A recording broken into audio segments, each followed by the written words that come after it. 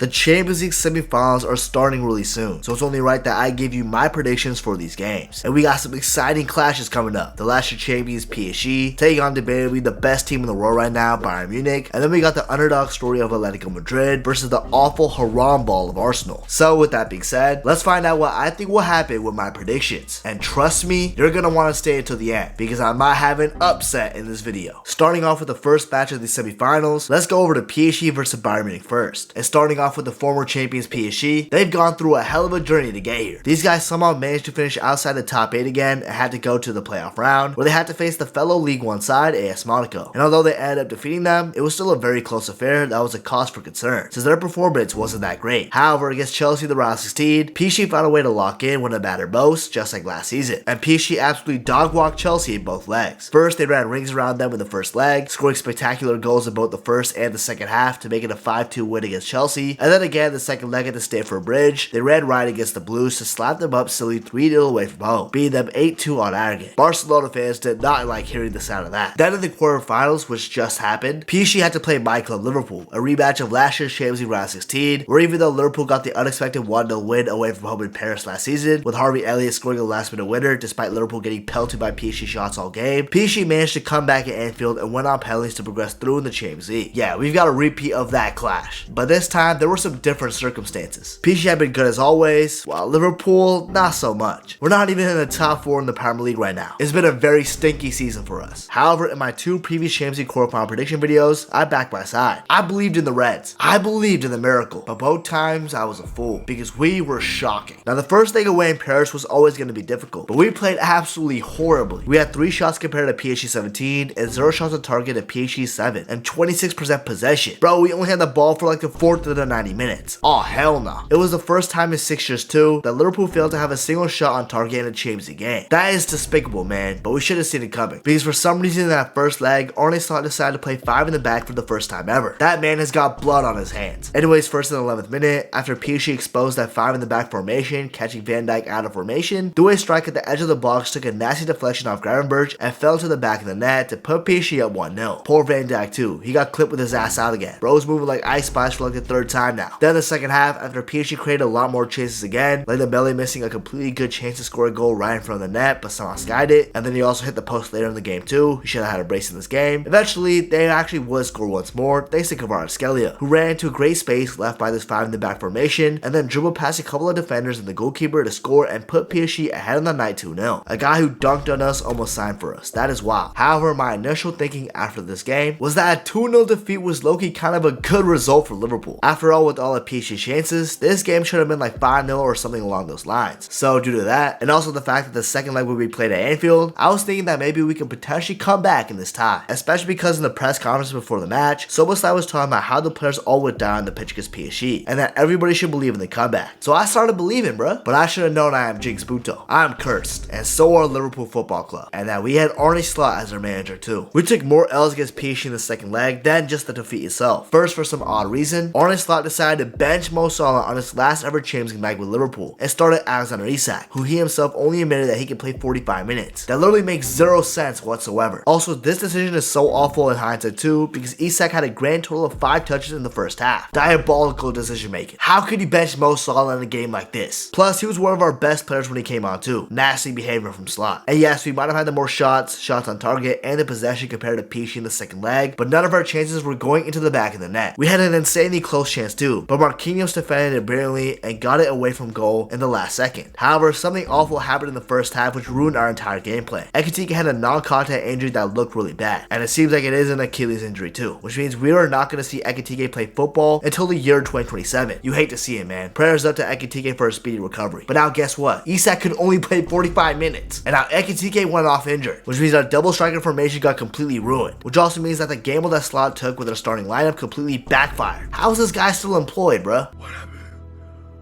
What happened? Anyways, in the second half though, we finally started playing well, and this is how we should have played ball against PSG from the jump instead of that cowardly defensive bullshit. We actually looked like a proper footballing side for once in this tie. However, it didn't matter, because none of the chances that we got went to the back of the net, and even the penalty that we won got overturned. It wasn't our day. Bro, even Amazon Prime was cooking us literally right when the second half started, because they portrayed the semi-final graphic already assuming that PSG was gonna go through. Ah, heck no. While on the other end, Ousmane Dembele punished us again just like he did last season, and scored an absolute banger in the 72nd minute, which was a pinpoint accurate shot. There was nothing we could do with that. And then he added one more goal in injury time to make it a 2-0 win on the night for PSG at Anfield, and a 4-0 win overall in aggregate. We're out of the Champions League, and we're at risk of not making it next season, and Slot is still employed. Yeah, Liverpool are cooked. Speaking of Slot, I saw this motherfucker laughing with Luis Enrique after the match after we just took a 4-0 beat down to them. Screw this guy, man. What are you laughing at, you fucking fool? What's he laughing at? Damn, man. Liverpool are really giving Mo Salah and Robbo a farewell without winning a trophy. Damn it, man. I wanna win everything. I wanna win everything. But PSG deserved to win this tie. They were the much better side, and they're serious contenders to go back-to-back in the Champions League. They just won their first UCL trophy last season, and now they can go 2 in a row. These guys are just doing everything right. They do have some stiff competition though, since they are playing Bayern Munich in the semifinals, who are probably the bookies' favorite to win the Champions League this season. They probably are the best team in Europe right now, alongside PSG, I would say. Anyways, Bayern have been a very strong team in the Champions League throughout the entire campaign, with them finishing in a really good spot in the league phase in second place. And then they absolutely dog-walked their opponents Atlanta in the round 16, destroying the Italian side 6-1 away from home in the second leg, without Harry Kane too, by the way, who's out injured. And then at home against them, they destroyed them 4-1 and win 10-2 on aggregate. So to get to the quarterfinals was light work for Bayern Munich if we're just keeping it 100. However, the quarters would be a much more difficult task for Bayern, as they had to take on the Champions League kings Real Madrid. And the first leg between the two sides was very entertaining. Just peep the stat sheet. In this game, there was a grand total of 40 shots, which is simply insane, and a total of 14 shots on target too from both sides collectively. And with the possession being almost at 50-50, you could tell that this side was back and forth. Now talking about what happened in the first leg match, starting off right from the jump, Bayern Munich were having the great chances, and even had a golden opportunity to put themselves in the lead. But Upamecano somehow missed the wide open net since he hit the ball with the studs, and the ball was cleared off the line by Carreras. I still have no idea how Upamecano messed that shot up. Eventually though, in the 41st minute, Luis Diaz, who was attacking down the exact same side as the former Liverpool teammate, Trent Alexander-Arnold, caught his old teammate sleeping, and he made a run right behind Trent to go 1-on-1 with the goalkeeper and burned the ball in coolly to bring Bayern Munich a 1-0 lead away from home at the Bernabeu. Then in the second half, Madrid would get cooked even more, because right in the 46th minute, Carreras got dispossessed immediately, and the ball later fell to Elise, who delivered it on a platter for Harry Kane, who struck the ball in brilliantly into the back of the net to make it a 2-0 lead for Bayern away from home. Now Bayern could have definitely increased their lead after the beautiful football they played throughout the first leg, with a lot of their players being on fire, like Elise. He was a man possessed on the night. However, Bayern could not increase their lead, while Real Madrid would somehow find a way back into the net thanks to Trent Alexander-Arnold surprisingly, who delivered an absolute peach of a ball in towards Mbappe, who finished the ball in past Neuer to bring one goal back in this game. Now Real Madrid also could have equalized the first leg too, but Manuel Neuer was also a man on a mission that night, and he was showcasing why he might be the greatest goalkeeper of all time, because he kept making save after save against Real Madrid. He made 9 saves against them in fact, the most he's made in a game for Bayern Munich since November 2020, and it was the most in the Champions League knockout stage game since April 2017, also against Real Madrid, where he had 10 saves. Overall though, the first leg ended 2-1 at Bayern Munich at the Bernabeu, and Bayern were heading back home to the Allianz Arena with a 2-1 lead in this match in the second leg. And I know I said the first leg was entertaining, but the second leg was on a whole different level of entertainment. It was genuinely absolute cinema, almost as peak as Go Piece. It started off literally right away in the first minute, 38 seconds in to be exact, with Neuer making a horrible pass after attempting to play out of the back, giving the ball straight to Arda Güler, who long shot the ball straight to the back of the net to equalize the tie in aggregate for Real Madrid right when the game started. A horrible start for Bayern Munich and Manuel Neuer, who was praised so highly last time out, but now he just made a horrible mistake right away in the second leg. But no matter, because in the 6th minute, Real Madrid's goalkeeper Lunin would make a bad mistake himself on the corner and dove the wrong way as Pavlovic scored a header into the back of the net to bring the lead back for Bayern Munich. Neuer and Lunin were having a legendary showdown at who wanted to be the worst goalkeeper on the night. However, Neuer will be on the end of another mistake as Bayern Munich's goalkeeper, because from Arda Güler's free kick, he got his hand on the end of the ball for a save, but it wasn't strong enough to keep the ball out, and Arda Güler got a brace on Neuer's head top. The difference between the first leg Neuer and the second leg Neuer was absolutely astonishing. But Neuer would be saved from his mistakes again, as Harry Kane separated himself from Trent Alexander-Arnold in the box by a lot. I have no idea what Trent was doing, he was marking blank space over there. I'd say win a Ballon d'Or. Really? Really? Yeah, That's for the sure. last one I thought you'd go for. No, I'd say win a ball. Okay. And Upamecano's pass would find Harry Kane open in the box, in which he buried the ball in brilliantly to restore Bayern's lead on aggregate in his quarterfinal tie, simultaneously passing 50 goals in the season for the first time in his career. Crazy stuff. Harry Kane Ballon d'Or agenda might genuinely be alive depending on how the rest of the season plays out. But Bayern couldn't celebrate for too long because just 4 minutes later, of course, who else but Kylian Mbappe would make a deep sprint into the box to leave himself wide open, and when he passed the ball to him for Mbappe to finish quite easily into the back of the net to equalize the tie again for like the 3rd time on the night, simultaneously helping himself reach 40 goals in all competitions for Real Madrid this season, 15 only in the Champions League too, while also helping Mbappe become the first player to score 10 away goals in a single Champions League season. Yeah, I told y'all, man, this game was absolutely crazy. Neutrals who decided to watch the Arsenal game over this Bayern Madrid clash need to look themselves strongly in the mirror and rethink their life decisions for real. But anyways, Real Madrid would continue to have good chances throughout the match, even in the second half, but none of them were going into the back of the net. While late into the match, the one and only Luis Diaz, who I said in the previous video would have a big game moment in this quarterfinal tie, would free himself up outside the box and score an absolute belter, which took a slight deflection into the back of the net in the 89th minute to restore the Bayern lead on aggregate in this tie. Real Madrid were pissed about this, not because of how good the goal was, but because right before that, Camavinga got himself sent off for delaying the Bayern free kick and holding onto the ball for too long. I have no idea what Camavinga was thinking there. That might have been one of the worst decision-making moments I've seen from a player in a long time. Regardless, Lucha scored a banger, a goal worthy of winning this Champions League quarterfinal tie. I can't believe we sold Luis Diaz, but kept Gakpo, bruh. Liverpool, what are we doing, y'all? This wasn't the end though, because in injury time in the 9+4th minute, Michael Olise would run straight to goal instead of the corner flag and would score a banger himself to steal off a 4-3 victory on the night for Bayern and a 6-4 victory on aggregate against the Kings of the Champions League, Real Madrid. Olise scored and the broadcast immediately showed Thogden on my screen. What the hell was that? This dude Olise arrived late to the scene to make an impact on the score sheet, but he did nevertheless. Congrats to Bayern though. They were the better team off both legs and deserved to go through in the Champions League quarterfinal tie. And man, that semi-final clash between PSG and Bayern is looking real spicy right now. But first, Liverpool might be out of the Champions League, but so are Real Madrid. Trent left my club to get knocked out of the Champions League on a Wednesday rather than a Tuesday. And he's also going trophyless in his first Real Madrid season too. That's crazy.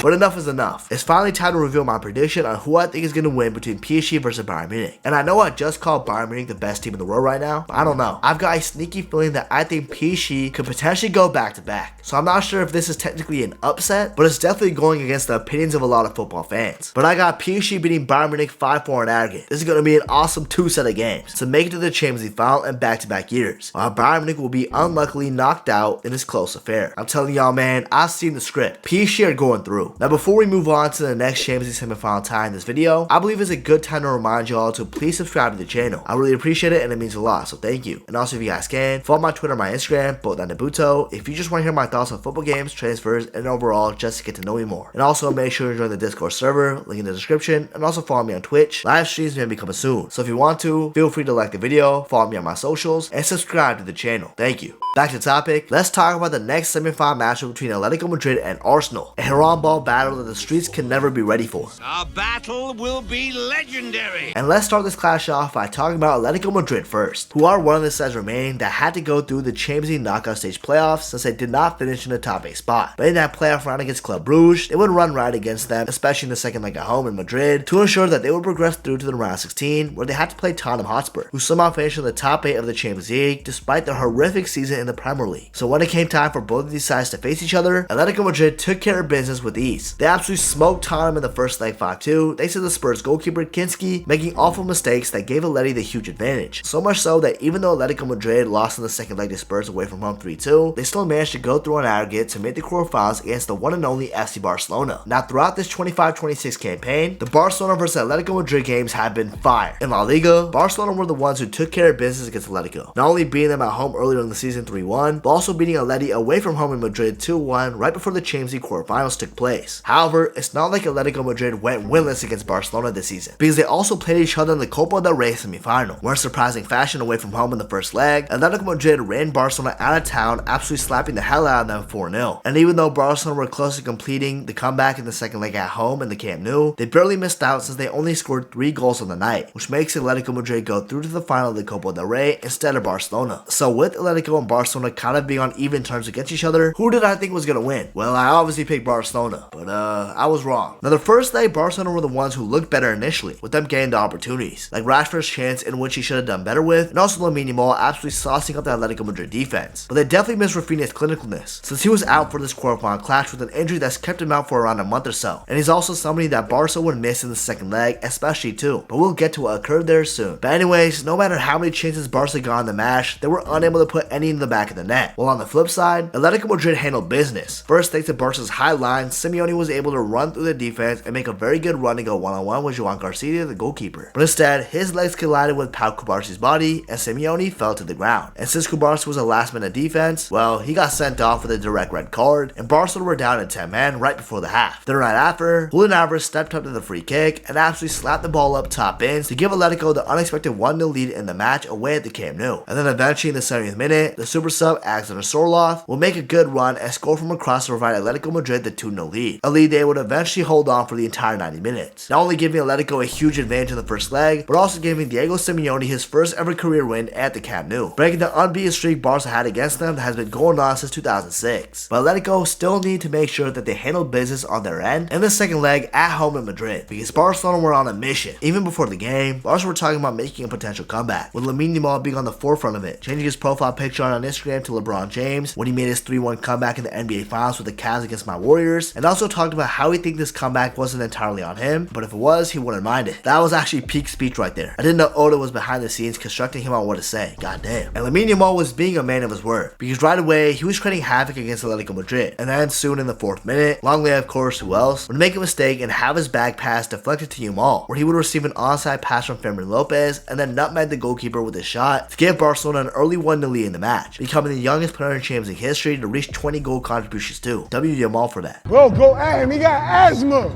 Go at him. He got asthma. But this early goal was exactly what Atletico Madrid didn't want. Then just 20 minutes after Lamine yamal was creating dangerous opportunities all game, Ferran Torres would break through the Atleti defense, creating a good angle for himself, and then score to equalize the tie all up in aggregate 2-2 in just the first 25 minutes. Ferran Torres played well today, I can't lie. But Lamine yamal, bro, not only is this guy an elite aura farmer on some solo leveling shit with him sitting on the ball and stuff, but bro changed his profile picture, told the world to get ready in the press conference, and then created 2 big changes and dropped a goal in the first 25 minutes of the match. If y'all don't think Lamine yamal is the best player in the world at this point, you're tripping.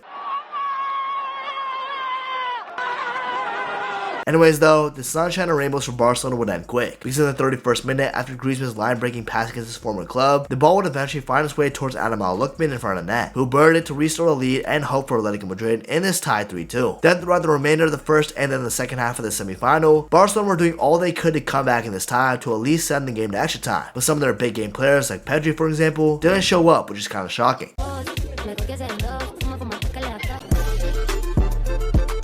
Also, some of their chances were simply not going into the back of the net. Hell, even Araujo was playing striker, and not even his chances were finding the back of the net either. Additionally, when Barcelona went down to 10 men again, thanks to the high line and Eric Garcia being the one to foul Sorloth, who's running at goal, receiving a red card, yeah, Barcelona center backs were at it again with the imploding. It was certain to me that it wasn't going to look like Barcelona's night, and it wasn't, because although Atletico lost on the night 2-1, they won overall in aggregate 3-2, and are going to the Champions League semifinals. Simeone was gassed, even telling Barca fans to go to sleep and shit. That was devious work. But yeah, another failed Champions League run for Barcelona. It's been 11 years since they've last made a Champions League final. The haters were probably enjoying themselves on the night. Rafinha was also fuming too. I'm sure this tie would have been different if he took part in it, but regardless, after the game, he was talking to the Atletico Madrid fans, saying that they're going out in the Champions League in the next round regardless. Yeah, Rafinha was in his feelings after that loss, I can't lie. But for Atletico Madrid, the underdog run continues. And I can't lie, I'm low-key starting to rock with them. Also, shout out to Johnny Cardoso, we've gotten an American in the Champions League semifinals. Let's go, baby. But now I think it's time we talk about Arsenal in this semifinal affair, who I guess on paper are technically the best team in the Champions League, as they finished first place in the Champions League group stage phase, going 8 for 8, the first time any team has done this in this new league phase. And with that, they gotta skip the playoff round and went straight into the round of 16, where they had to play Bayern Leverkusen. And although the first leg of this matchup against Leverkusen ended up as a 1-1 draw away from home, where Arsenal got lucky that they got a dodgy penalty call to go their way, they went back home with the Emirates in the second leg and beat Leverkusen rather comfortably 2-0 with 2 cracking goals to make it to the quarterfinals quarterfinals, where they were set up against Sporting. Now in the first leg of this matchup for at least the first half, Sporting were the better side as they were getting the much better chances. But eventually in the second half, Arsenal started to lock in and get way better chances. And eventually in injury time of the game, Martinelli actually did something meaningful for once and delivered a peach of a ball to Kai Havertz, who was somehow wide open in front of the goal inside the box, and got the ball past the goalkeeper to give the Gunners a late 1-0 lead. Despicable, man. I was really hoping that Sporting could come up clutch for me, but they couldn't even win at home. Then the second leg, I mean, the less said the better. What the fuck was that, man? Awful football. But nothing I didn't expect from Mikel Arteta's Arsenal side.